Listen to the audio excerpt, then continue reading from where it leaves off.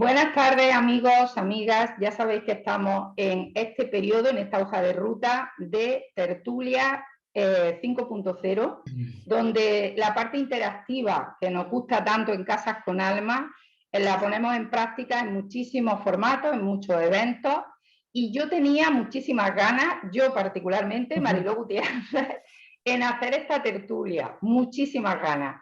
Porque echo de menos en muchas ocasiones el que se una el proceso de la vida y de la muerte con una normalización en nuestros diálogos para quizás minimizar miedos o quizás, y estos son pensamientos míos, acompañar a las personas en procesos que a lo mejor nos pueden crear, bueno, pues estados complicados o difíciles, bueno, podemos ponerle los términos que nos parezcan más adecuados. Yo esta tarde estoy rodeada de personas de verdad increíbles. Tenemos las tertulianas y luego tenemos invitadas que también igual de relevantes son. Me gustaría que empezarais presentando y digo una cosita que es muy importante. Hay una razón profesional por la que las tertulianas están aquí. Y luego hay una razón personal e íntima y totalmente relacionada con esa conexión entre la vida y la muerte. Hay que terminar la tertulia para conocer esa vivencia que nuestras tertulianas tienen a nivel íntimo. Y lo van a contar, ¿verdad, chicas? Sí, claro. Bueno, para que así terminemos la tertulia y os conozcan y profundicen realmente de por qué estamos creando este espacio, que a mí me gustaría que fuera la serie de otros espacios. Luego ya veremos si nos apetece o no, dependiendo de la vivencia, ¿no? Y bueno, ya vamos a las presentaciones. Me gustaría, si te parece bien, Ana, si te quieres presentar, empiezas tú. Vale, yo soy Anabel García y dime, ¿soy yo o no? Ana, ¿hay otra Ana? No pasa nada. Ana María, claro, es que yo también soy Ana. Sigue. Venga. No te preocupes. A nivel profesional, Anabel, cariño. Vale, no, a nivel profesional decía que soy Anabel, aunque me llaman Ana, y bueno, soy la fundadora de Vivir Urgente, entidad social, en la que intentamos dar una calidad, que no cantidad de vida a los pacientes oncológicos y ayudarles en un proceso tanto durante y el después de la enfermedad. Y nada, solo quería decir eso de momento. Muy bien, muchas gracias, cariño. Menudo cargo. Muy Ala, Ana, me toca. Perdona, Anabel me ha dicho que la fundadora de qué. Vivir es urgente, entidad social. No os preocupéis a los invitados, que luego si queréis os puedo pasar referencias al compartir la tertulia, tanto en las redes como en YouTube. Los vamos a dejar todos los datos, ¿eh? Venga, seguimos, Ana, ahora sí. Te toca, bueno, vamos. daba igual. Estamos todas. Claro que sí. Bueno, pues yo me llamo Ana, soy maestra rural. Me gusta mucho decir que soy maestra rural. Aunque soy de Cádiz, pues doy en el Bierzo, en un pueblecito del Bierzo, mis clases. Y bueno, pues por temas personales, pues me he puesto a escribir. Yo digo que la escritura es sanadora totalmente. Y bueno, y hablando con Mariló un día, pues decidí pues hacer el manual de acompañamiento de almas, tanto en el proceso de enfermedad crónica en los últimos momentos y también para los familiares. Así que bueno, ese proceso me está sirviendo a mí personalmente. Claro, claro, te entiendo, vamos, perfectísimamente. Venga, seguimos, Cristina. Hola, buenas tardes. Yo soy Cristina Piedra, soy psicoterapeuta emocional y desde mi profesión también mis pérdidas empezaron muy temprano y desde mi profesión pues he acompañado a muchas personas en ese proceso, en esa despedida, tanto a las personas como a los familiares, pero sobre todo a la persona que se va. Y bueno, pues aquí estoy, ahora trabajo con adolescentes, pero eso es ahora más reciente. Gracias. Muy bien, Cristina. Tiene un papel importante que contará Cristina también al final, ¿eh? Yo voy a estar alentando a todos y a todas. Venga, María. Pues buenas, yo soy María Gallardo, soy terapeuta profesional de Reiki. En este momento llevo ya un mes, ¿no?, colaborando con Mariló Gutiérrez en Casas con Alma, también creando un manual interactivo, en mi caso de Reiki, vibrando la energía del amor incondicional, y además con otras compañeras también estoy en un programa de círculo de influencia, súper contenta también y súper ilusionada y despegando en esa profesión, ese rol profesional que estoy adquiriendo como terapeuta. Y nada, encantada de estar aquí con todas vosotras y compartir. Miriam Gonzalo nos saluda a todas. Buenas tardes, Miriam, cariño. Buenas tardes. Pues los invitados, me gustaría, porque si estuviera a una reunión. Pues si tuviéramos mucho no nos podemos presentar, pero ya que estamos poquitos, decid vuestro nombre y de dónde sois, por favor, los invitados, si os apetece, ¿eh? Porque me gustaría que fuera inclusivo, es decir, que os sintáis incluidos, aunque luego vaya a poder tener al final quizás el espacio. ¿Os apetece o empezamos directamente ya con la tertulia? Bueno, yo soy Virtudes y vivo en Jaén. Aunque soy de Granada, vivo en Jaén. Llevo 25 años en Jaén. Virtudes, bienvenida. ¿Alguien más se quiere manifestar? A ver, yo soy Merce, soy de Jaén, pero vivo en Granada. Y nada, mamá. Al contrario. Bienvenida, ahí está, eso es la vida, viva la vida, viva la vida. ¿Quién más? Bueno, yo por lo que veo que soy el único chico de la reunión, yo me llamo Aramis, soy de aquí soy de Almería. Qué bien, Aramis, oye, dando fe, energía masculina, ole ahí. Bueno, pues, ¿alguien más? Sí, yo soy Cristina, vivo en Madrid, pero soy una enamorada de Almería. ¡Ay! Sí. Qué bien. Bienvenida, Cris. Gracias. ¿Alguien más? Buenas tardes. Hola, Loli. Soy Loli Paniagua y soy de Almería. Ahí está, muy bien. Y encantada de estar aquí con todos ustedes. Bienvenida, Loli.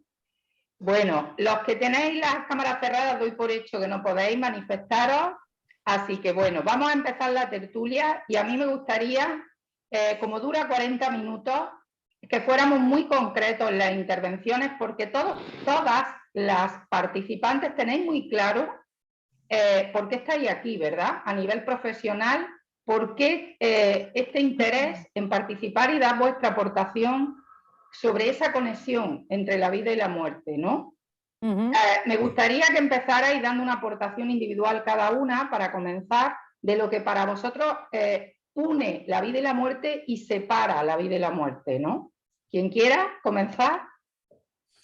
Hombre, a ver, yo considero que tanto la vida como la muerte son caras de la misma moneda. O sea, la muerte nos acompaña a la vez que vamos andando a través de la vida. Entonces, pues tenemos que aprender a mirarla. Tenemos que aprender a mirarla y a acogerla. Y creo que bueno, aunque cada vez hay más personas y especialistas en estos temas, creo que es un tema bastante complicado, pero que se tiene que dar a conocer. Sí, lo considero fundamental. Qué bueno lo que has dicho. Primero, que estén unidas, que se acompañen la una a la otra, y me ha gustado también lo que vuelca de que se tenga que dar a conocer. ¿Tú qué opinas, Anabel? Yo siempre digo que cuando vivimos en el pasado o vivimos en el futuro, estamos muriendo un poco. Por eso hay que vivir en el día y el hoy, que es lo único que existe realmente, como decía Aristóteles, el vivir es urgente y el vivir en el hoy. Si no, la nostalgia nos da depresión y el futuro nos da miedo y nos da inquietud. Entonces siempre hay que intentar estar alineado en el presente. La muerte es algo que realmente asusta porque no estamos educados para hablar de ello. Y creo que una vez que aceptas la muerte, vives más, porque aprendes a aceptar de que ese es el camino de la vida, ¿no? Que la vida se termina y yo creo que libera cuando aceptas que esa muerte puede llegar en algún momento, y es lo que falta en esta sociedad, aceptar la muerte como parte de la vida. Claro. Qué interesante, Anabel. Guau, a mí se me ponen los pelos de punta, de verdad, escucharte, porque me encanta esa normalización. ¿Tú qué opinas, Cristina?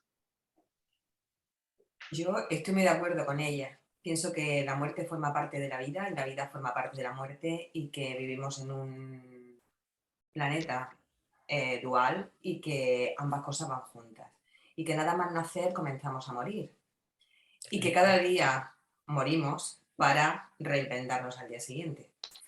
Entonces creo que realmente coincido con ellas en que no nos han educado en esto, en que estamos aquí de paso o en que estamos aquí en un proceso continuo de ida y venida. Y que si esto se normalizara, pues no tendríamos tanto miedo, de alguna forma. También es cierto que antiguamente no se sentía tanto miedo a la muerte.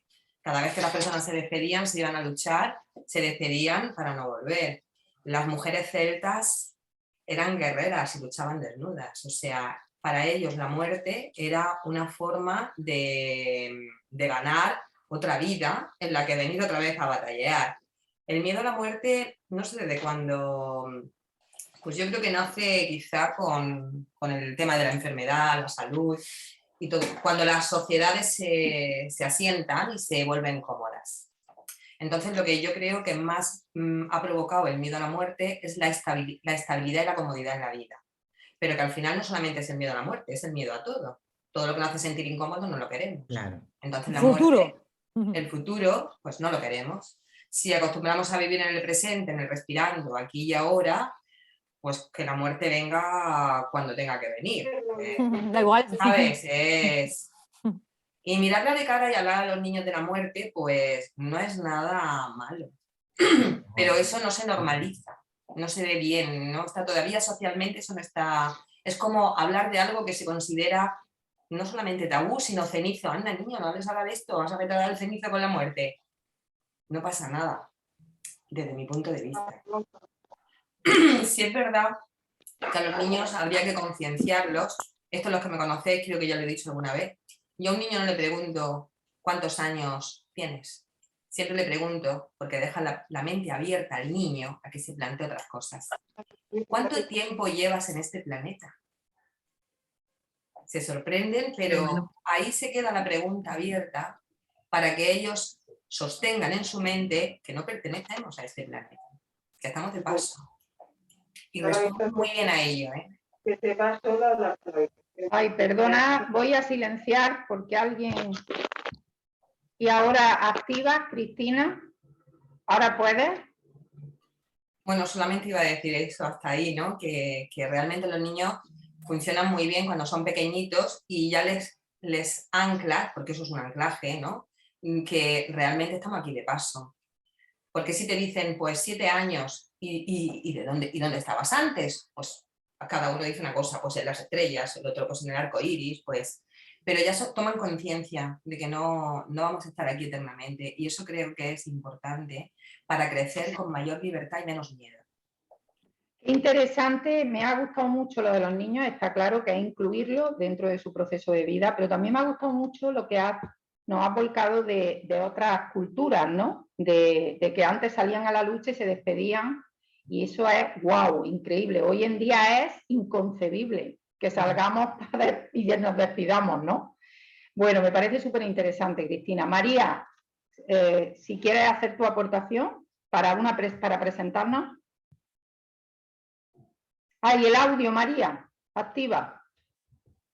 Que digo que con todo lo que han aportado ya mis compañeras es corroborar en que yo estoy de acuerdo también en todo lo que han dicho, es que ya nacemos sabiendo que nos vamos a morir. Entonces forma parte de la vida y deberíamos de estar educados desde pequeños, como dice Cristina, a normalizar el momento de la muerte, a hablar de una manera muy natural de la muerte y exactamente saber que estamos aquí de paso, que nada nos pertenece y que eso sí que realmente nos damos cuenta viviendo en ese presente que decía Anabel, respirando aquí ahora, ahí no hay miedo y por eso integrando la muerte con nosotros mismos, en nosotros, vivir sin miedo y ahí es donde vamos a disfrutar lo que es realmente la vida, porque también estamos muy confundidos en lo que es realmente la vida y a lo que realmente venimos aquí. Es que no lo sabemos, hay un desconocimiento total, bien porque tampoco sabemos vivir la vida, porque no sabemos vivir en el presente, no practicamos lo suficiente, porque seguramente que tampoco, no sé, nos da miedo también a salir de esa zona de confort y de experimentar algo más de lo que estamos acostumbrados por esa información errónea para mí que nos han ido dando y que ha ido cambiando, porque como dice Cristina, en otras culturas ancestrales se vivía la vida de otra manera, pero por esa comodidad, esa zona de confort en la que entramos, por ese miedo ya también, a que nos creemos que controlamos, que nos pertenece algo cuando no nos pertenece nada, pues nos quedamos bloqueados en esa zona y luego con ese miedo, ¿no? Que es un tabú, hablar de la muerte es como, ¿qué dice esta, no? Y hay que normalizarlo por eso, porque viviendo en el aquí y en el ahora no hay miedo.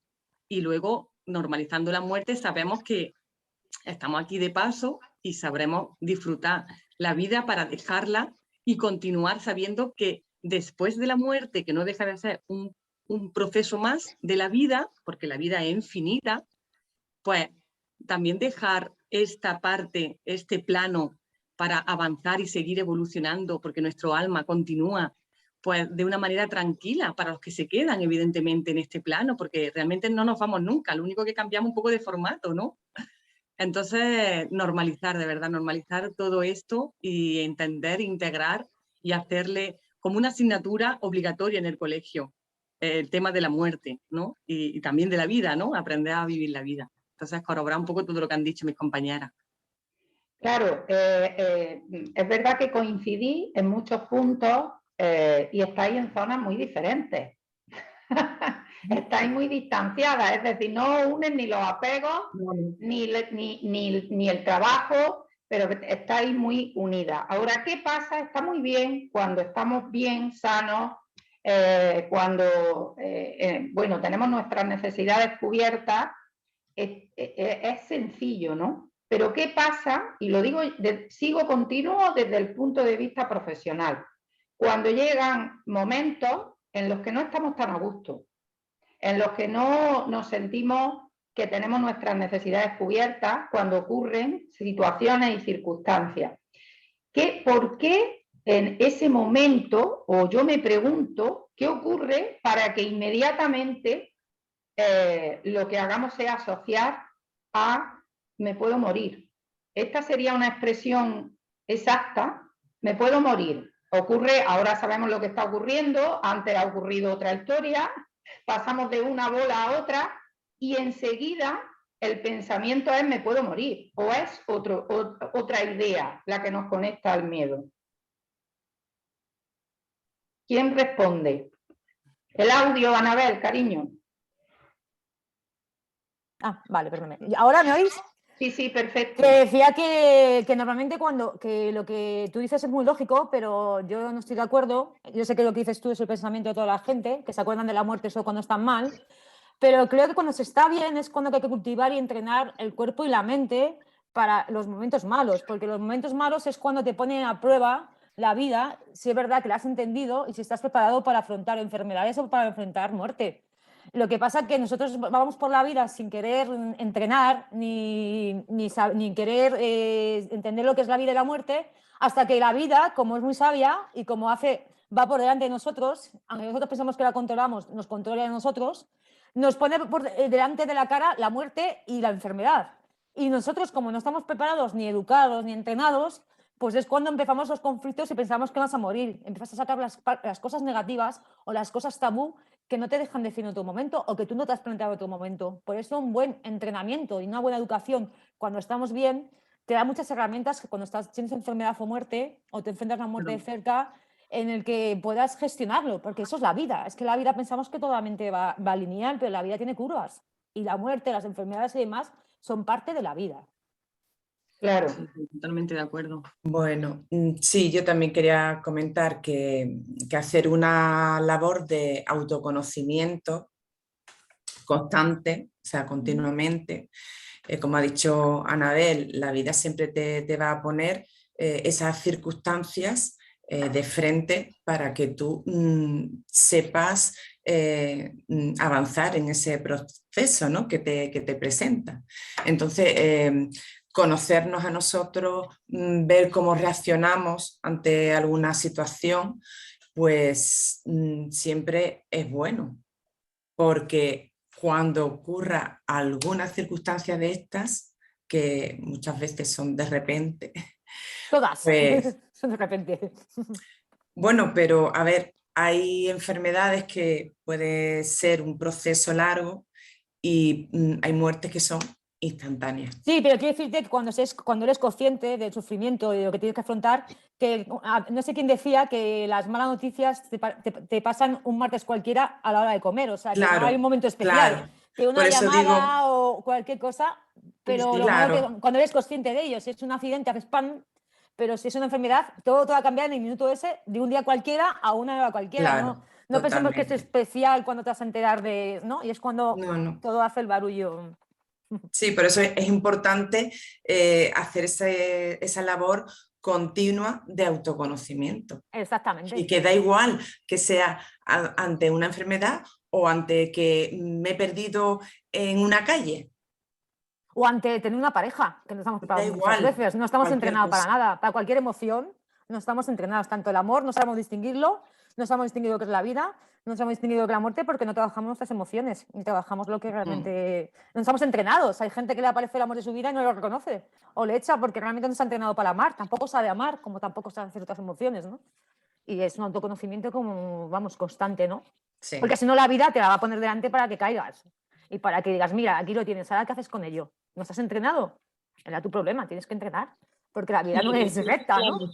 Ahora que has dicho tú, Anabel, lo de las emociones, ver las emociones, como una amiga me dijo, que verlas como colores, porque no hay emociones buenas ni malas, porque todas las tenemos nosotros dentro, tenemos que saber gestionarlas todas, abrazarlas todas y aceptarlas todas dentro de nosotros mismos cuando las experimentamos, porque incluso cuando estamos contentos, que bien nos viene a todos, ¿no? Porque estamos ahí en esa vibración alta, pero cuando estamos tristes, como no me puedo permitir estar triste porque nos pensamos que, bueno, que tenemos que seguir adelante, que es el ejemplo que estamos dando, que no, yo soy fuerte.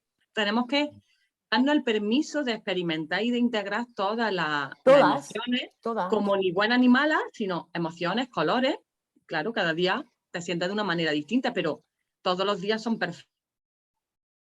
Hasta los que vienen, pues los puedes llevar y sobrellevar mejor y gestionarlos para esa paz, para ese presente en el que estamos buscando, el vivir la vida plena, incluyendo esa gestión de todas las emociones. Es que tú decides cómo va a ser tu día a día. Y yo tengo somos nosotros responsables, ¿no? Y me parece súper interesante y tengo una pregunta. ¿Hay una sola muerte o hay distintas muertes? ¿Qué opináis? ¿Hay muchas formas de morir? Se puede morir en vida. Cristina, ¿tú qué opinas? Yo creo que hay muchas formas de morir. Hay gente que fallece a los 90 años pero que murió a los 20. Porque realmente se perdió todo lo que era vivir. Lo que pasa es que la enfermedad no le llegó pues por lo que quiera que sea. Pero sí es verdad que hay diferentes tipos de muerte. También morimos todos los días y volvemos a reactivarnos cada día. Y en cuanto a lo que estábamos hablando antes un poquito, por dar mi opinión también, estoy de acuerdo en parte con mis compañeras, pero yo tengo una opinión muy personal del proceso de enfermedad. Ya habéis hablado de las emociones y a mí me encanta el tema porque yo llevo desde toda la vida ya con las emociones y con la muerte. Porque perdí a mi padre a los 17 años, me marcó la adolescencia y desde entonces me dediqué a investigar el tema de la muerte y las emociones y la enfermedad. Hay enfermedades, hay accidentes que es verdad que de un golpe nos quitan de en medio y es así. Pero desde mi punto de vista, y ya digo que es un punto de vista muy personal, yo creo que la enfermedad no entra de golpe, no entra de repente. Es algo que está ahí latiendo mínimo 10 años, porque como bien habéis dicho, lo primero que se enferma es la emoción. Cuando hablamos de que la emoción se enferma, queremos decir que somos emocionales, la emoción dirige nuestra vida, no nosotros dirigimos nuestras emociones, que serían sentimientos en equilibrio. Entonces, ¿qué significa esto? Pues que 10 años antes de que el cuerpo físico, que es el último cuerpo que tarda en responder a las emociones, responde con la enfermedad, es porque ya nos hemos alejado mucho de ese yo superior, de ese yo soy que tanto hablamos, de esa esencia que ha venido a experimentarse y que nos hemos alejado del camino. Cuando tú te pierdas en el camino, la enfermedad simplemente es un palillo en el culo para que vuelvas a retomarte al camino, desde mi punto de vista. Qué interesante, ¿eh? Sí. No, estoy... ahí, mira, yo voy a poner un ejemplo de hace poco, ¿vale? Que resume lo que es la enfermedad y la muerte. La actriz Carmen Elías tiene Alzheimer, sabe que se va a morir, ¿no? Porque se va a quedar sin memoria. Y decía que ella preferiría tener otro tipo de enfermedad, como el cáncer o cualquier otro tipo de enfermedad, porque por lo menos estaría consciente de que está sufriendo y sufrir estaría viviendo. Pero que ella iba a morir sin saber consciente de que iba a morir. Y que al final sufrir también es parte de la vida, porque tienes vida. Entonces yo creo que en eso resumo todo, ¿no? Que decirte que también el sufrimiento, la enfermedad y demás es parte de la vida. O sea, entonces Carmen Elías lo dice muy bien. Ojalá tuviera otra enfermedad, por lo menos puedo sentir y al sentir estoy viva. Pero yo me voy a quedar sin memoria y voy a estar 5 años en la que no sé ni cómo me llamo. O sea, que es que no voy a sentirme a nadie ni voy a sentir morirme, que también como vida también es un acto muy importante. Como el acto más importante de nuestra vida es cuando nacimos y cuando morimos. Y cuando nacemos no somos conscientes, pero cuando morimos sí somos conscientes, ¿no? Solo quería subrayar eso, ¿no? Yo difiero un poco con Carmen, esta señora que me nombras, porque desde mi punto de vista, vuelvo a decir que esto es un punto de vista que es verdad que comparto con otros profesionales, pero que es mi punto de vista. El dolor es legítimo, pero el sufrimiento es opcional. Y neuroesténico, además. Quiero decir, cuando la persona entra en la rueda del sufrimiento, es como un hámster en la jaula. No sale si no encuentra la salida. La salida es el dolor, digamos que convertir el sufrimiento, entender que es un dolor legítimo y que tiene un proceso de duelo en cualquier cosa, una separación, en cualquier pérdida, hay un proceso de duelo. Si te mantienes ahí, pues ahí ya estamos hablando de otro tipo de enfermedad que también te puede llevar por delante. En el tema de Alzheimer, todos mis abuelos, la mayoría, 3 de ellos han muerto de Alzheimer. Y es verdad que si analizamos el tema de qué es el Alzheimer, que es que la mielina, o sea, no se comunican las neuronas entre ellas, yo ya me voy a la biología porque realmente me sirve muchísimo entender la biología, porque como es dentro es fuera. Entonces, esa comunicación que no existe, esa vaina de mielina que se van deteriorando, en el diario de Noah lo ponen muy romántico, es el amor. Pero casualmente todas las personas que contraen Alzheimer, a por quien más van es a por sus propias parejas o por las hermanas con las que han vivido. O sea, digamos que el Alzheimer es, no quiero recordar lo que he vivido porque no estoy de acuerdo, no he hecho nada de lo que quería hacer, en cierto sentido. Si analizáis y tenéis personas cerca, preguntad a por quién van. Mi abuelo fue contra mi abuela, la quiso quemar. Mi abuela contra mi tía, que era quien la cuidaba. 2 hermanas que traté en elegido, 2 hermanas que traté en elegido, una que contrajo Alzheimer fue contra su hermana. Y cuando ya me contaban las historias, pues era muy fácil unificar. Ya te digo que esto es una investigación muy personal, os digo, y es mi opinión.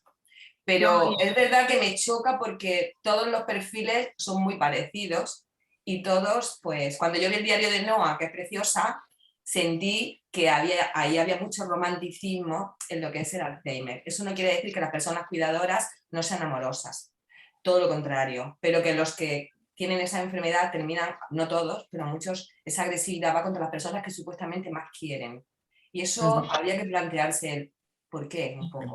No, yo hablo de Alzheimer como que tienes que ser consciente también y es parte de la vida, el sufrimiento, el dolor y vivir tu propia muerte. No me entro de Alzheimer porque no entiendo ni cómo es la enfermedad, pero hablo de que esa persona decía que se iba a perder su propia muerte, que no iba a ser consciente de que se estaba muriendo.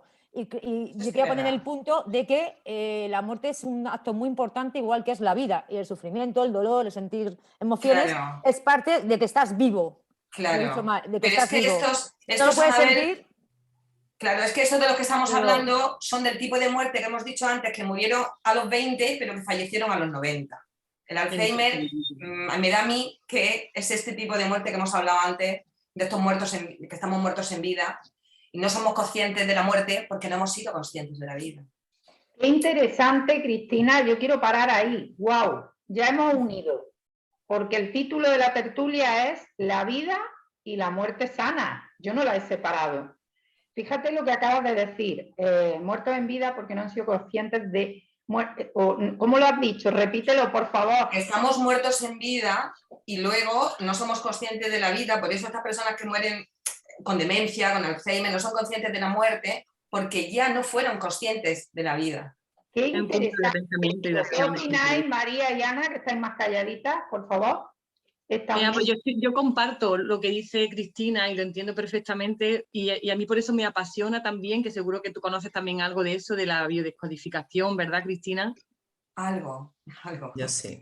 Pues yo ya tengo un diccionario de biodescodificación porque en el momento que me hablan de alguna enfermedad me voy un poco a ese significado, porque entiendo también que sí que yo también comparto, y lo habéis dicho y yo creo que lo compartimos todos, ¿no? El dolor es inevitable, todos venimos también a experimentar ese dolor en alguna... Hay gente que a lo mejor pues no tanto, ¿no? No tantas situaciones de dolor y otras pues a lo mejor parece que sí, pero el dolor. Pero el sufrimiento estoy totalmente de acuerdo que es opcional, que es algo también que se aprende. Hay muchísimas herramientas para entender también esa parte de venimos a experimentar el dolor como otra emoción más, pero el sufrimiento es inevitable. Pues entonces entiendo que el tema de la enfermedad opcional, perdón, no sé lo que he dicho, opcional. El dolor inevitable, pero el sufrimiento es opcional totalmente, eso lo tengo yo súper integrado. Y con el tema de las enfermedades, pues también entiendo que sí, que bueno, que el dolor, el sufrimiento, los pensamientos nos hacen enfermar también, pero que la gran mayoría de las enfermedades pues son eso, ¿no? Es un poco un pensamiento recurrente, como tú bien has explicado, Cristina, ¿no? Que el cuerpo es el último cuerpo, ¿no? Que cuando ya la causa aparece o el efecto aparece en el cuerpo es porque hay una causa que ha ido ahí haciendo mella hasta que ha llegado y ya se manifiesta en el cuerpo. Luego seguramente que habrá otro grupo de enfermedades o personas que arrastran ya, como es eso, como estamos aquí de paso, a saber lo que arrastramos de otras vidas, ¿no? De karma, por ejemplo, por decirlo de alguna manera, porque sé que hay varios grupos de enfermedades, pues esas enfermedades que son causadas por las emociones ahí ancladas hasta que se manifiestan en el cuerpo, pero luego sé que hay otro grupo de enfermedades que por eso que desconocemos tanto, porque la vida es infinita y venimos y volvemos tantísimas veces, ¿no? Que podemos arrastrar ese patrón, ¿no? De enfermedad, o bueno, ya ahí no me quiero meter porque también lo desconozco un poco, ¿no? Porque sí que es verdad que me encanta tanto la biodescodificación que me he centrado más en esas enfermedades que sí vienen provocadas por las emociones. ¿Vale? Bueno, no sé si conoces la medicina germana de Hellinger. Sí, yo sí la conozco. No, pues sí.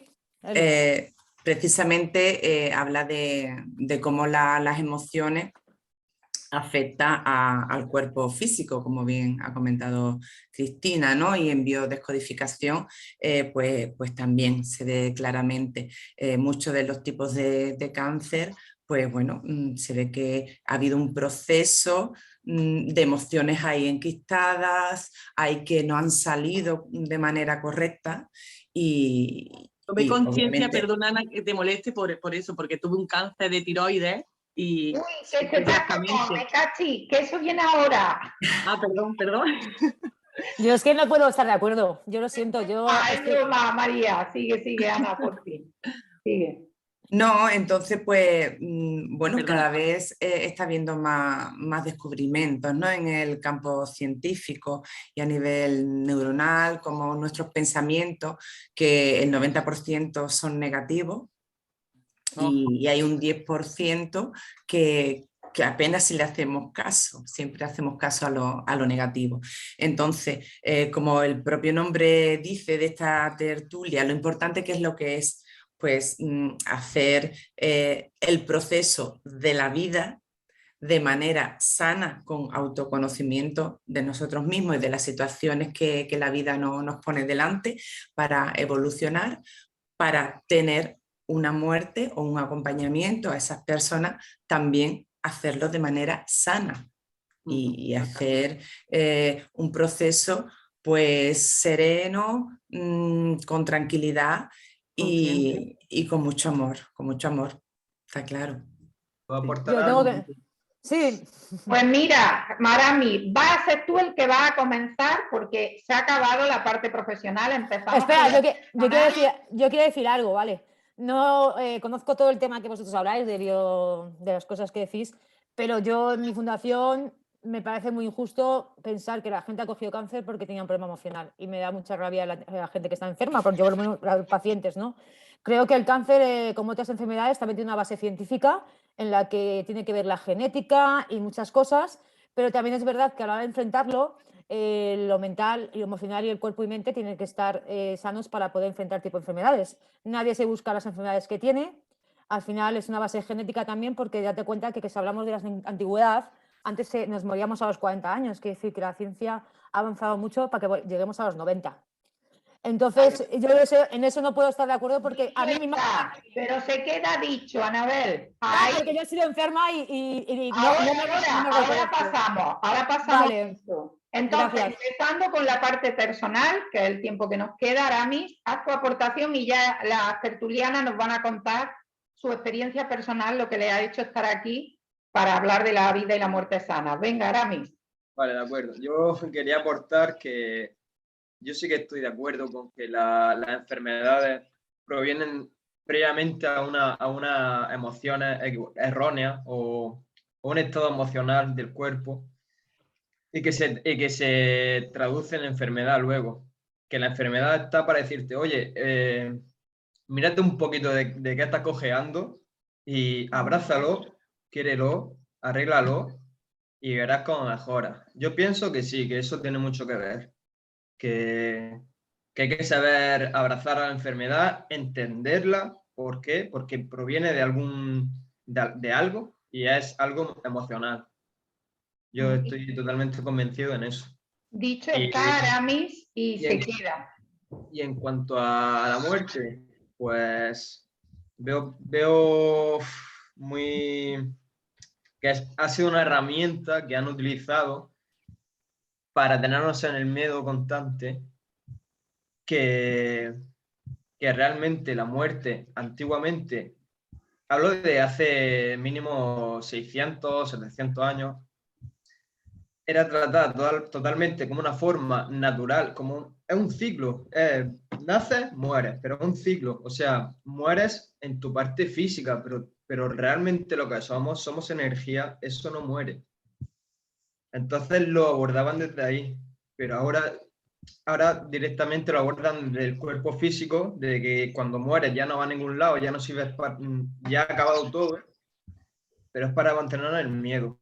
Cuando tú conoces eso, no tienes miedo a morir, porque lo abordas desde otra perspectiva y lo único que haces es vivir bien, no con el miedo. Y eso es, ese es mi punto de vista. Muy agradecida, estamos todos de tu aportación. Ahora ya, Cristina, empieza tú. Ya empezamos con la ronda personal, ¿eh? Vamos a ver por qué están estas 4 tertulianas aquí. ¿Qué es lo que les ha traído personalmente aquí, Cristina? Bueno, personalmente mi vida empezó a muy temprana edad con las pérdidas y yo culpabilizaba mucho. La primera persona que perdí fue a mi padre, después fueron mis abuelos. Yo tenía 17 años, era la mayor de 4 hermanos y un panorama, pues bueno, lo que suele pasar. Y con el tiempo, pues cogimos el rol de la familia, los hermanos más mayores y bueno, empiezas a vivir, a sobrevivir, porque en aquel momento sobrevivía. Con mucha rabia y con mucha ira por la pérdida, porque se frustró la adolescencia, porque consideraba, voy a ser muy clara, porque yo sé qué me pasó en ese sentido. Además que era una persona llena de miedo, lo último que esperaba era eso y crecí y seguí sobreviviendo con mucho resentimiento hacia la vida por esa pérdida. Aparte que mi madre, pues con 39 años, que era muy joven, pues no le llegábamos ninguno a la suela de los zapatos a mi padre. O sea, había ido el mejor de todo el mundo, el mejor de la familia, el mejor de todo. Y yo empecé a tener un cabreo con mi padre, porque mi padre se había ocupado mucho de su familia, pero no se había ocupado de su familia nuclear. Y ahí empezó no solamente mi investigación, sino mis males internos. En el 2010, yo cogiendo el rol de mi padre en las empresas, mi padre era empresario, cogiéndolo toda la familia, pero bueno, yo la parte que me tocaba, pues decidí quedarme en casa de mi madre, con mi marido, con mis hijos y volver para estar con mis hermanos y poder ayudarlos. En 2010 la empresa, en 2009 la empresa con la crisis se cae, todo se cae y yo pues estoy ahí, claro, ahí ya buscamos culpables. El que más puso, más perdió, ¿no? De cara a la familia, hermanos, madres, que esto no quiere decir que las relaciones fueran malas, pero cuando algo se pierde hay que buscar el culpable. Y yo en 2010 contraje un cáncer de útero galopante, en 10 días me pusieron 13 bolsas de sangre. Toda la sangre que pasaba por el útero se coagulaba y la tiraba, y desde la oficina, o sea, a mí me empezaron a llover informaciones de, pues imaginaros una empresa que se va a pique.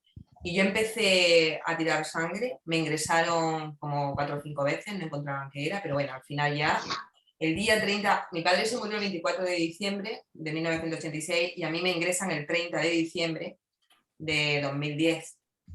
Y efectivamente la oncóloga, Aurora Carrillo, bueno, ya me dijo lo que tenía, me ingresan, y me opera Blas Carrillo. Pero no me dan, o sea, no sabía, no llegaba el TAC a tiempo, me pusieron con las piernas para arriba, taponándome, Mi cabeza, porque yo sé que era mi cabeza, no controlaba nada y el cuerpo ya estaba en total descontrol. Me despido de mi familia porque Blas le dice a mi familia que me va a meter en el quirófano, pero que no saben, sí. Y yo efectivamente estoy esperando en la puerta del quirófano y todo esto fueron muchos años de aguantar y sostener emociones desde mi punto de vista y en mi experiencia, ¿eh? Y cuando ya llega, vamos a decir que la pérdida de la empresa fue la gota que colmó el vaso, ¿no? Cuando ya llega ese crack, tú crees que ha sido eso, pero en la puerta del quirófano me di cuenta que no. Estuve 4 horas hablando con Blas antes de que ya no está, por cierto, y lo siento muchísimo, me encantaba. Y hablando con él, pues empezó haciendo preguntas del tipo ¿qué es para ti el universo? Y cosas así, cosas que yo nunca pensé que me iba a preguntar un cirujano. Y bueno, en la puerta del quirófano, cuando yo iba a entrar a operarme, todo hizo clan, clan, clan, clan. Todo el cabreo que tenía con mi padre desapareció porque entendí que había repetido justo el patrón de mi padre. Mis hijas ya me lo estaban diciendo. Sí. Estamos aquí, nosotros tenemos que estar, ¿sabes? Mis hijas ya me estaban diciendo, me estaban dando toques de que algo no estaba bien, de que no estaba haciendo las cosas. O sea, eran las mismas cosas que yo le estaba reclamando a mi padre muerto de alguna manera. O sea, esto no lo hiciste bien, esto no lo hiciste bien, y mis hijas me dicen a mí lo mismo. Entonces me di cuenta en la puerta del quirófano que había repetido el patrón de mi padre, aprendido. Y bueno, a partir de ahí, como no sabía si iba a volver a salir, yo hice un compromiso conmigo misma y dije, si salgo de esta, se lo dije a Blas, ya con más muerta que viva porque yo iba sin sangre y sin nada. Le dije, si me quitas esto, Blas, y el universo me da otra oportunidad, me voy a quitar muchas mochilas que no son mías. Pero yo miré a la muerte a la cara. Y en ese momento, yo que soy una persona súper miedosa, y entendí, porque no me arrepentía cuando yo sabía que iba a morir, no me arrepentía, que era lo más probable, no me arrepentía de lo que había hecho, sino de lo que había dejado sin hacer y sabía que me había dejado tanto de mí, repitiendo el patrón familiar, paterno, que estaba muy lejos de poder volver a hacerlo. Y efectivamente tuve que tener muchísimas ayudas, sobre todo las de los cirujanos, las de los enfermeros, luego los tratamientos.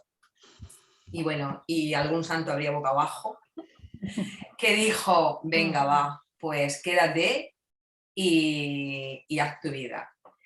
Y lo que a mí me salvó fue porque ya había mucha revolución en mi casa nuclear, ya no sabíamos cambiar de casa, pero todo eso ya estaba todo tan mal, que yo entendí que para que empezar a quitarte mochilas de encima, lo primero que tienes que salir, y no soy yo ya cuando había salido de la operación, yo solamente quería ver personas que habían salido de ese proceso. Yo no quería estar en ninguna asociación de cáncer. Yo solamente quería estar con personas que habían superado el proceso y que habían hecho. Y la mayoría coincidieron y coincidimos en que había que salir del foco que a ti te ha provocado eso. Y yo un día vine, un fin de semana, cogí, hice la maleta y me fui de mi casa. Y dejé hijos, pareja y todo. Porque yo tuve que ponerme, había estado tanto viviendo desde el patrón de mi padre, que se fue con un ictus, con un derrame cerebral, por estar ocupándose tanto de todos, que yo repetí lo mismo con un cáncer de útero, vamos a ver. Entonces era como, no voy a permitir que la situación y las circunstancias, por muy importantes que sean, porque hay una cosa muy importante cuando tú te das cuenta que te vas y no te vas en paz, porque no has hecho lo que tenías que hacer. Y eso es la peor, después de acompañar yo a mi abuelo paterno, me di cuenta que era la peor muerte que había, por muy tranquila que estuviera, porque yo estaba sin sangre, yo no tenía fuerzas ni para tener miedo, vaya.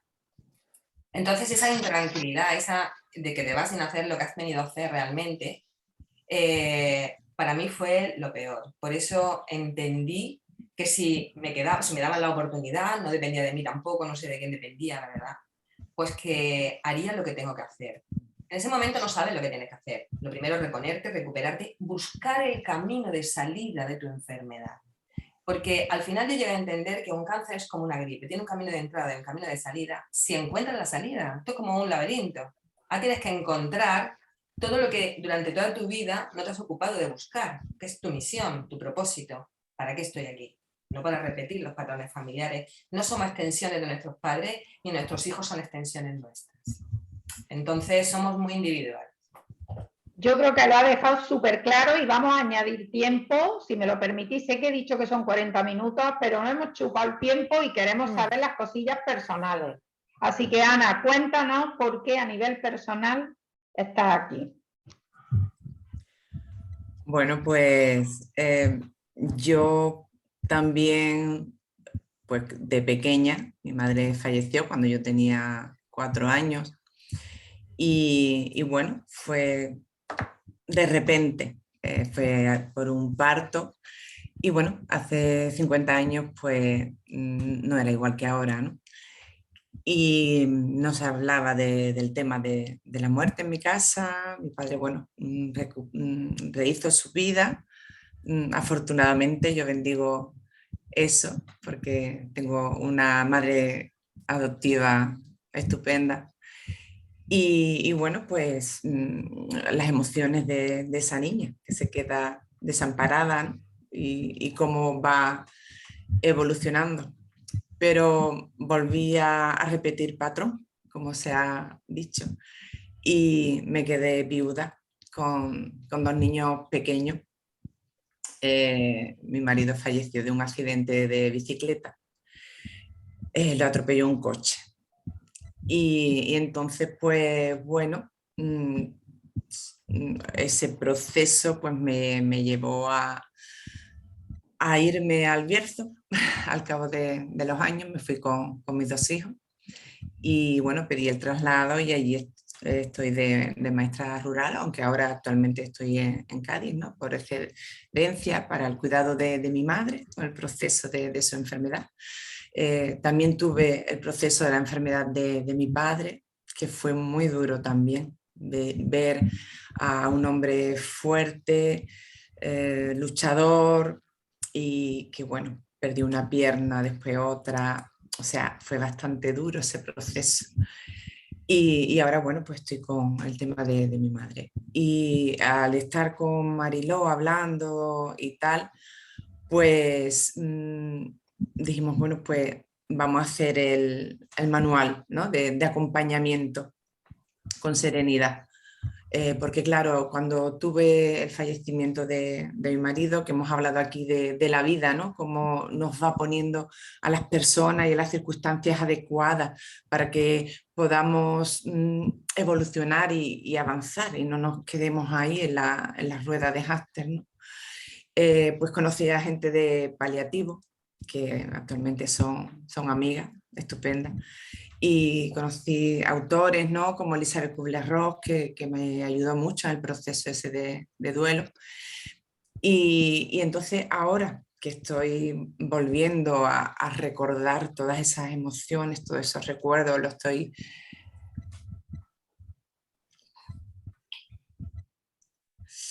escribiendo, pues estoy volviendo a retomar todos esos recuerdos, todo eso, ¿no? Y está siendo bastante enriquecedor, aunque obviamente me está produciendo, pero sé que está siendo muy sanador, está siendo muy, muy sanador.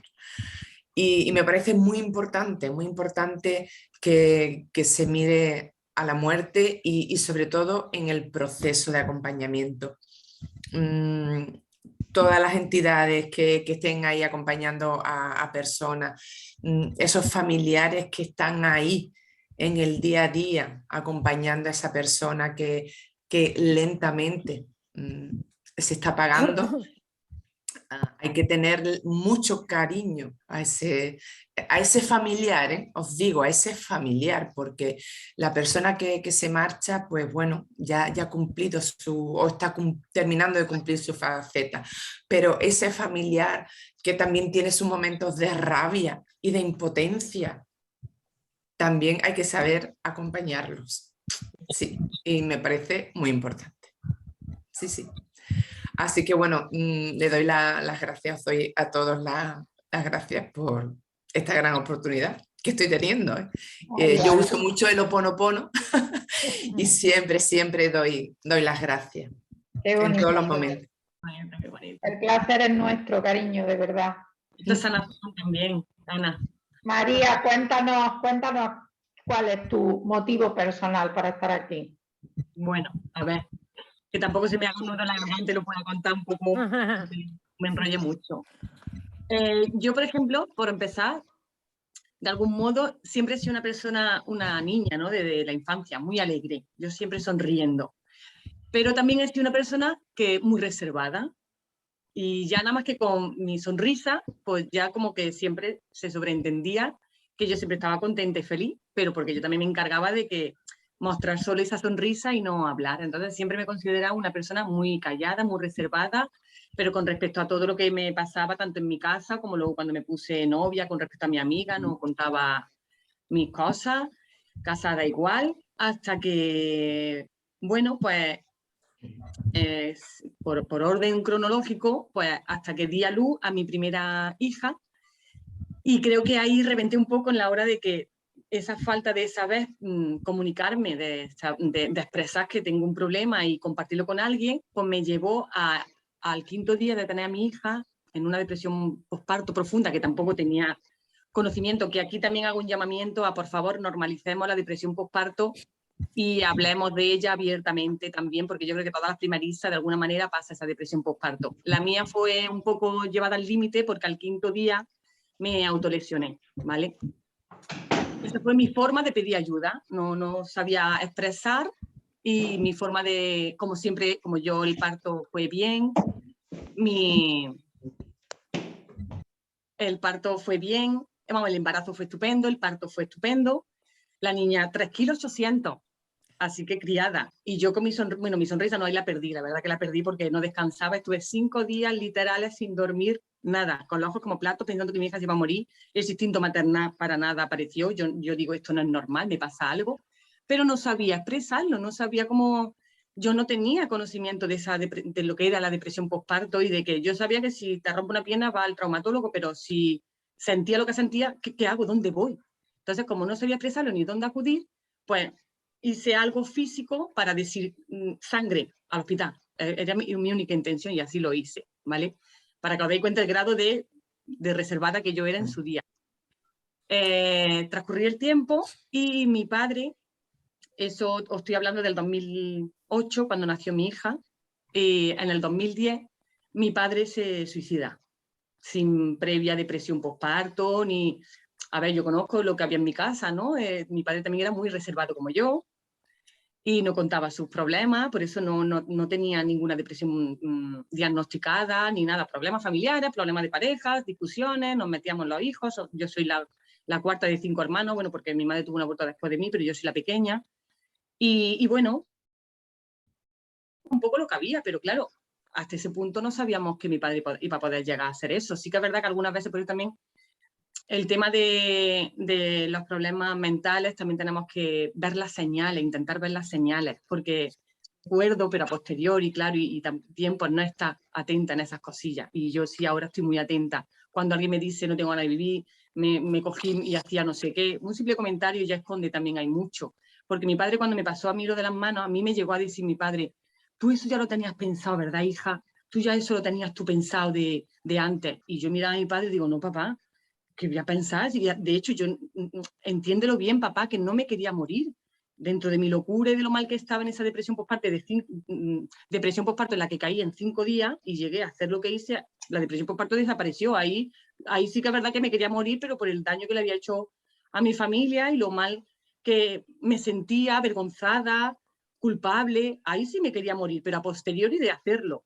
Cuando lo hice fue mi manera de llamar la atención, entonces se lo intenté explicar a mi padre, no lo entendió en su día, ¿no?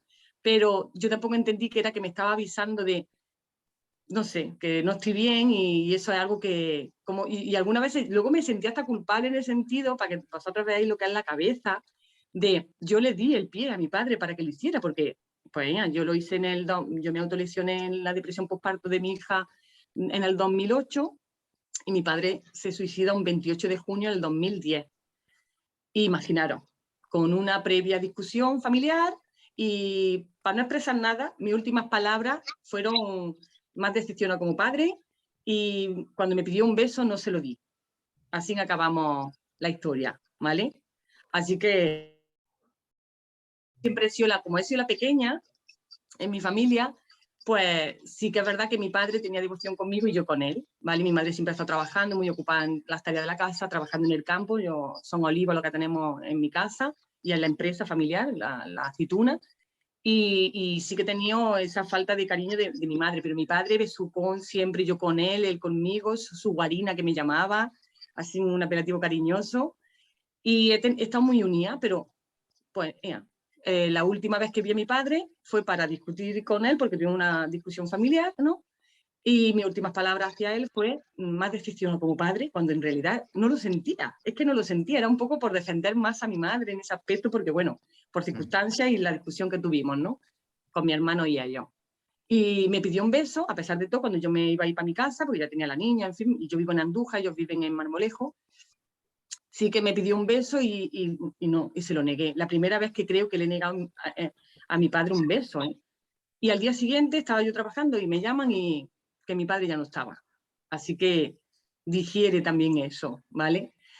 Sí que he tardado en digerirlo, pero claro, ese es lo que hablaba también Cristina, es lo que te hace decir, hostia, qué fuerte, esto es la vida, y ya pensar en mi padre, ¿no? ¿Cómo ha vivido mi padre?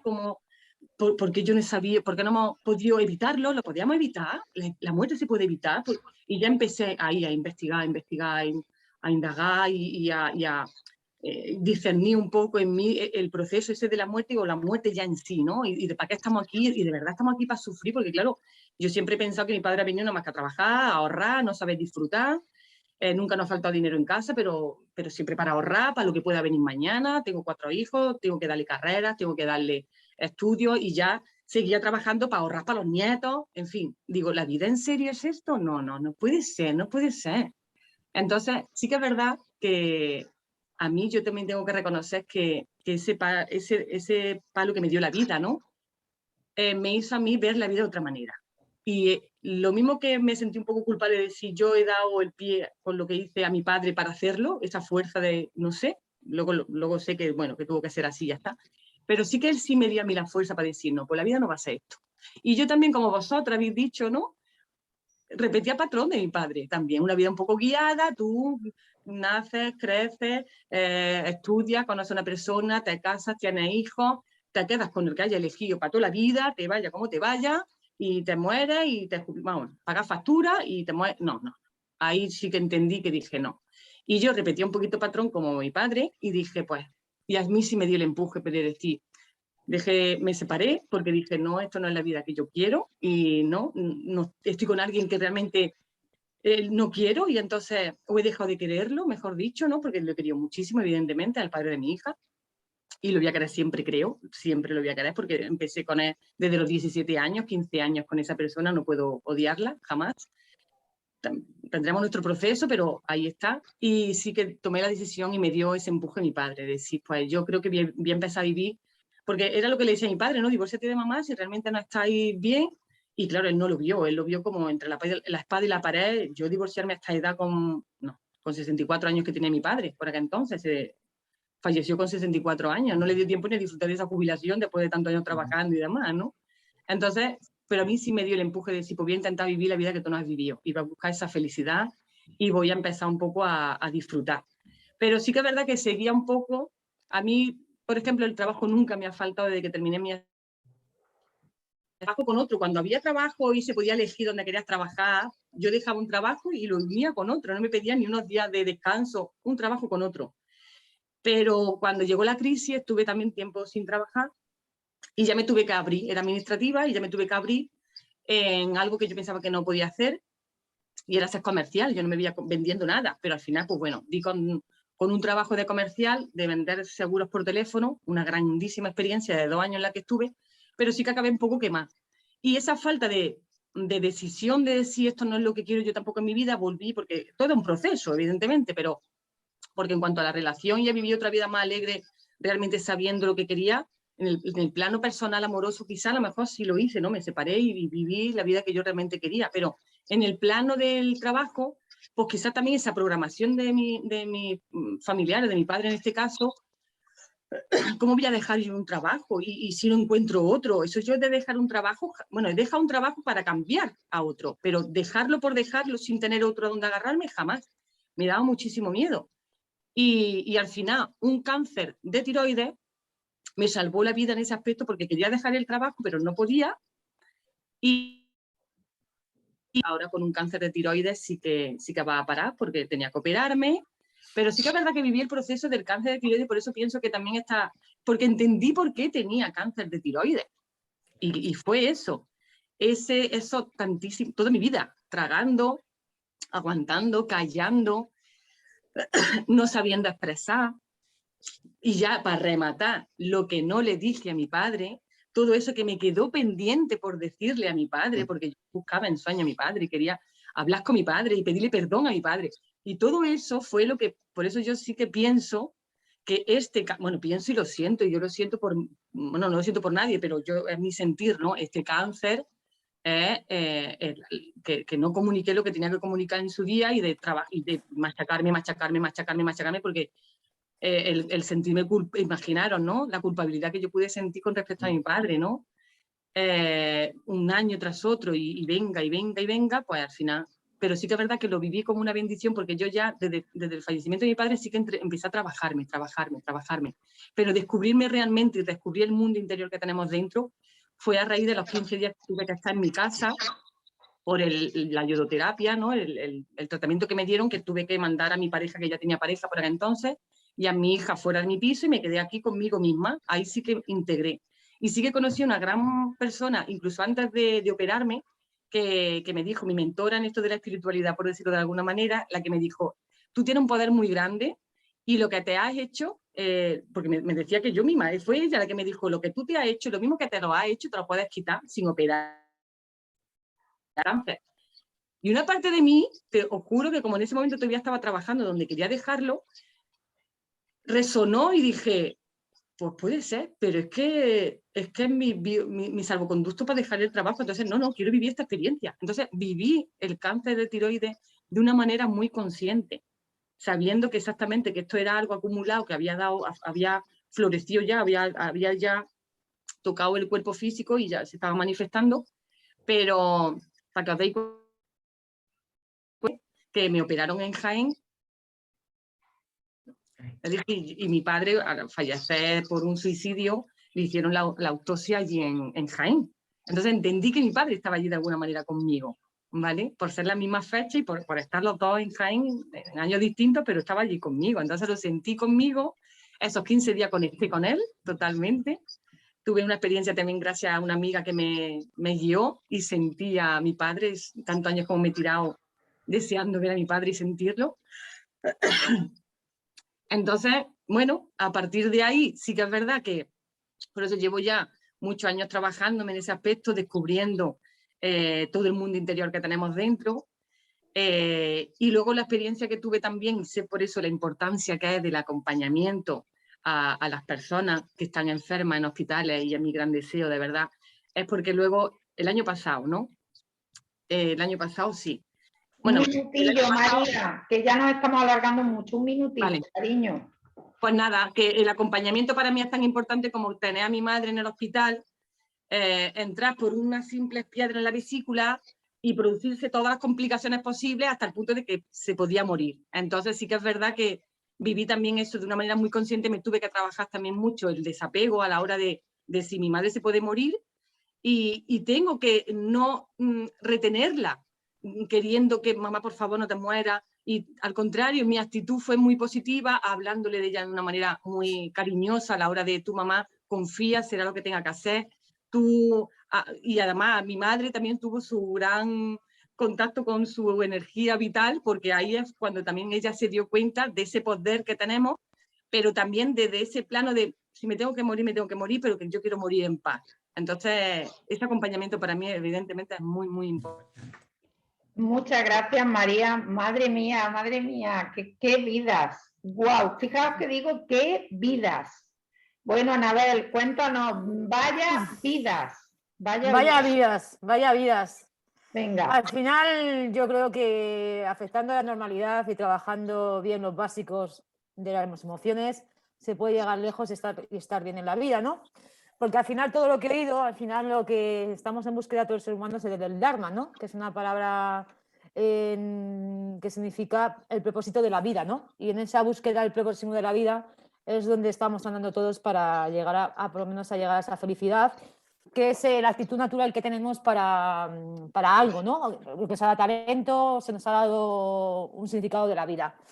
A ver, mi historia es muy fácil. Yo como paciente de cáncer, pues me di cuenta que dentro de lo que había, no había los cuidados a los pacientes o lo que los pacientes necesitaban.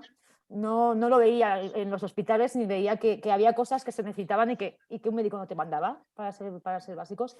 Entonces, bueno, en esa búsqueda yo pues creé una fundación en la que creo que el antes, el durante y el después de las enfermedades es muy importante, el por qué llegas a coger una enfermedad, tanto vamos a hablar de emociones o vamos a hablar también físicamente o biológicamente, cómo se puede prevenir esas enfermedades, en el que hay un conjunto de nutrición y muchos factores más, el durante, porque una persona que tiene cáncer, por ejemplo, de lo que yo puedo hablar, pues los tratamientos son tan fuertes que muchas veces la gente se queda, digamos, en ese tratamiento, o sea, no puede salir de él, ¿no? Porque las quimioterapias son muy duras, las radioterapias son muy duras y aparte los tratamientos hormonales son muy duros, en la que hay gente que fallece solamente de la dureza de los tratamientos. Porque no nos olvidemos que el cáncer dura 5 años. 5 años es lo normal de vida de un cáncer. Después, a menos que tengas una recidiva o algo, pues es lo que dura. Y después también muy importante la regenerativa, que la regenerativa es el después, porque mucha gente cuando tiene el cáncer vive un después que nadie conoce, que es el cansancio, la fatiga, el cuerpo no se queda como antes y aparte el mental, en el que empezamos a pensar que la vida como la teníamos antes ya no tiene sentido, ¿no? O que estábamos en el camino inadecuado anteriormente. Y creo que ese volver a renacer la vida, habiendo pasado como un tren que te ha machacado, pues eso también para mí es un proceso muy, muy duro y es lo que llamo yo oncología o medicina regenerativa. Tanto regeneración de células como regeneración de vida, como regeneración de emociones y demás. Entonces, después de toda mi experiencia, hablo del Dharma porque creo que todos los sentimientos, culpa, todo lo que hemos estado hablando, al final hay mucho de culpa y hay mucho de karmas, tanto positivos y negativos que vamos adquiriendo en la vida, ¿no? Pero al final todos estamos en busca de ese Dharma, ¿no? De ese don natural en la que nos sentimos cómodos y en la que vimos que nuestra misión de la vida era esa y que nuestro destino de la vida lo hemos encontrado, ¿no? Y me encantan todas las invitadas y todo demás porque creo que todos estamos en esa búsqueda, en llegar a decir, mira, mi misión de la vida era esta, yo he nacido para hacer esto y una vez que lo sabes, creo que estás en paz contigo mismo, estás feliz, por lo menos el principio de la felicidad, porque su sentimiento es la paz y la tranquilidad. Y el saber que estás al servicio de los demás y que has encontrado tu propósito de la vida, creo que es lo más importante por encima de lo material y por encima de todo. Y eso es lo que quiero enseñar a los pacientes de cáncer y a todos los pacientes. Hablo de cáncer porque yo realmente otras enfermedades no voy a meter porque no las entiendo. Y siempre he dicho que las enfermedades tienen que hablar de los especialistas. Yo cuando unas chicas vienen a mí, le digo, no, especialista, porque yo lo único que puedo aportar dentro de medicina integrativa es hacer un centro rural para pacientes oncológicos, porque creo que la naturaleza y estar en contacto con el medio ambiente es muy importante. Entonces yo como persona de fundación, no soy médico, pero he dicho, bueno, yo sé que se necesita un centro rural de pacientes oncológicos. Se necesita un sitio donde en los descansos de la quimio y de los tratamientos duros puedan irse la gente a estar en contacto con la naturaleza, porque ese contacto con la naturaleza y con el medio va a hacer que se recuperen mejor. Entonces, esa parte sí que yo es lo único que apoyo. Después, las otras partes, como es fisioterapeuta, psicólogos, realmente yo puedo entenderlos, pero creo que necesitan especialistas. Puedo hablar de la muerte, puedo hablar de la vida, pero de mi experiencia personal, que si ayuda a alguien, genial, pero cada persona somos un mundo. Yo he estado en constante búsqueda, yo he estado viviendo en Nepal, he estado viviendo en Cuba, he estado viviendo en toda América Latina, me he ido con los budistas, he estado, o sea, desde muy joven, siempre he estado en una búsqueda constante de mi espiritualidad, de buscar más allá, ¿no? Porque además soy de historia del arte y siempre he tenido la antropología cultural de buscar otras maneras de vivir para saber si la mía tenía sentido, ¿no? Y después, cuando he pasado toda esa vida, ¿no? Hasta los 40, que yo cogí el cáncer a los 40, ahora tengo 43, y estar en esa búsqueda constante y demás, al final llega a la conclusión de que todo es más sencillo, que al final todo lo que buscamos es la tranquilidad, que la cantidad de vida no se sabe, pero sí la calidad de ella, y lo que hay que procurar es que la gente tenga una calidad de vida, tanto física como mentalmente. Y lo demás no importa, me da igual espiritualmente, que tienes que estar espiritualmente lleno, que da importa que seas católico, que hinduismo, que hagas yoga, que medites, pero buscar tus propias herramientas para encontrar tu paz y tu tranquilidad interna. Entonces, todas las herramientas que haya me parecen válidas si el fin es que has encontrado tu dharma y has encontrado tu camino. Y nada más puedo decir, creo que es mi mensaje. Ya lo sé, Anabel. Muchísimas gracias, cariño, a ti especialmente, porque sé que tienes una causa súper importante. Casas con Alma, ya lo sabes que está estudiando apoyar tu causa. Nos encanta a todas las que participamos más comprometidamente con la plataforma. Y estamos dando un tiempo con mucho detenimiento a estudiar, ver la forma de poder apoyar. Yo creo que hemos perdido también el contacto con la naturaleza, con el medio. Y bueno, yo como paciente de cáncer, yo, a ver, estoy en una ciudad, evidentemente no es como vosotras que estáis en pueblos, pero yo me acuerdo cuando en mi descanso de quimio me iba al campo, a la naturaleza, hacía así, respiraba y hacía, no, es que ahora estoy en el medio, es que necesitamos también ese contacto que hemos perdido. Pero claro, hablo como estando viviendo en una ciudad muy grande, imagino que la gente que está es diferente. Claro. Bueno, dicho está, ahí tenemos nuestra causa, estamos comprometidos, estoy convencida de que todos los participantes, ¿has visto qué caritas tienen? Sí. Entregados, de verdad. Estoy súper agradecida con que hayáis apoyado esta tertulia, porque ahora la sorpresa viene después, porque va a haber una segunda tertulia con prácticas. El día 20 de abril, apuntároslo, porque está muy bien empezar. Nosotras en Casas con Alma nos mojamos ahí, porque hay que mojarse, está muy bien participar de las causas, decir que apoya, bueno, vamos a apoyar de verdad.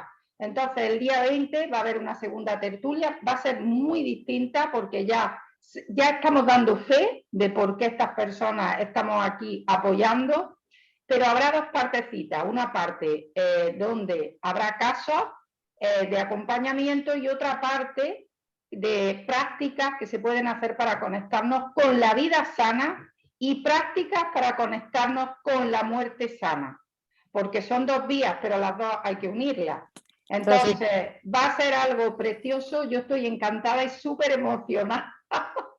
El día 20 ya pasaremos horario, pasaremos cartel, vamos a pasar la Semana Santa, ¿no?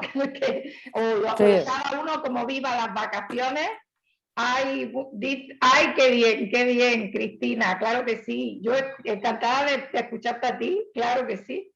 Y agradecidísima porque hayáis estado más tiempo, que yo sé que había dicho menos, pero es que había que terminar las presentaciones Y en la próxima ocasión seremos mucho más rigurosos con el tiempo. Sí, porque es que además yo me tengo que ir, a las 8 tengo una reunión muy importante. Claro, porque hoy es que no se olvide a todas. Perdón, es el día. Sí. que ha sido por vosotras, porque os deis a conocer. Que No, quiero decirte que no se olvida a nadie que es el Día Mundial de la Salud. Ah, muy bien. Importante, que me encanta que en el Día Mundial de la Salud tengamos este tipo de debates y demás, porque es un día muy importante. Muy bien. Bueno, salud tiene que ver vida y también muerte, ¿no? Y entonces me parece muy interesante y por eso voy a contra caballo, porque es un día muy importante, ¿no? Es como... Pues nada, fíjate el homenaje que hemos hecho aquí en Casas con Alma. Muchísimas gracias a todos. Mañana ya sabéis que tenemos Vibrando Alto a las 4 de la tarde, porque la semana pasada os dije que estaba en Madrid, pero a Madrid me voy el sábado. Así que un besito a todos y a vibrar muy alto. A vibrar muy alto y gracias a todas. Gracias. Muchísimas gracias por invitarme, Mariló. Gracias, Virtudes, a ti por estar, cariño.